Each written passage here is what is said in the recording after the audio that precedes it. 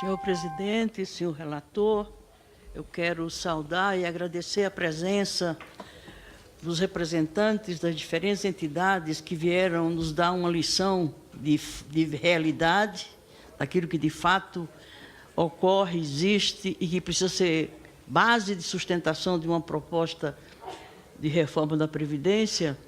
E eu também estranhei que nessa audiência, como nas demais audiências, quase não se tratou da questão dos custos da dívida pública, que custa anualmente, só o pagamento dos juros, 500 bilhões de reais. Anualmente é o custo de se pagar os juros, não falo do principal, da dívida. Não se fala nisso, não se fala dos 4 trilhões de reserva que existem no Caixa do Tesouro, no Caixa do Banco Central e nas reservas internacionais. Estão congelados quase 4 trilhões, enquanto há 12 milhões de desempregados nesse país. É algo irracional, incompreensível, e isso indica que natureza de governo, que natureza de Estado nós temos hoje em dia em nosso país. E aí eu queria dialogar com a doutora Cristiane, secretária de Economia do Goiás. Se eu fosse a senhora, não teria começado perguntando que tipo de Estado nós queremos. Eu teria perguntado que tipo de sociedade nós queremos, que tipo de nação nós queremos, que tipo de país nós queremos. E eu discordo que o que a senhora defende. Precisamos de um Estado enxuto, que é a mesma coisa do Estado mínimo, que é a linguagem neoliberal, que rege os destinos desse país já há algum tempo, mas particularmente nos dias de hoje, e um Estado necessário, não é um Estado eficiente, como disse a senhora. Isso não acrescenta nada, doutora. Isso simplesmente justifica o injustificável.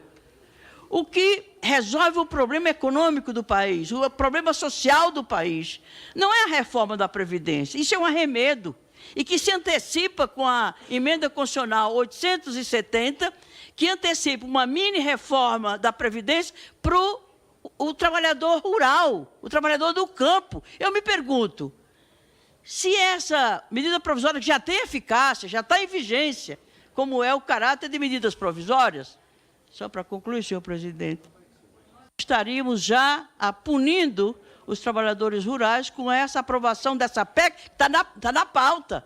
A oposição tem feito um esforço no sentido de obstaculizar, de obstruir, para evitar que essa maldade contra os trabalhadores rurais se antecipe, inclusive, às maldades do sistema geral de previdência e da previdência pública nesse país.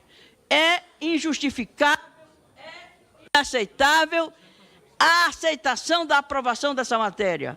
E eu nunca vi essa casa tão atenta, pelo menos no que eu assisto nessa comissão, né, à sua responsabilidade e o quanto vai depender dessa casa, particularmente dessa comissão e do seu relator, uma solução que seja justa, que seja necessária, que seja razoável, tendo, inclusive, uma discussão política. Essa discussão não se restringe ao aspecto fiscal, fiscalista, de contador.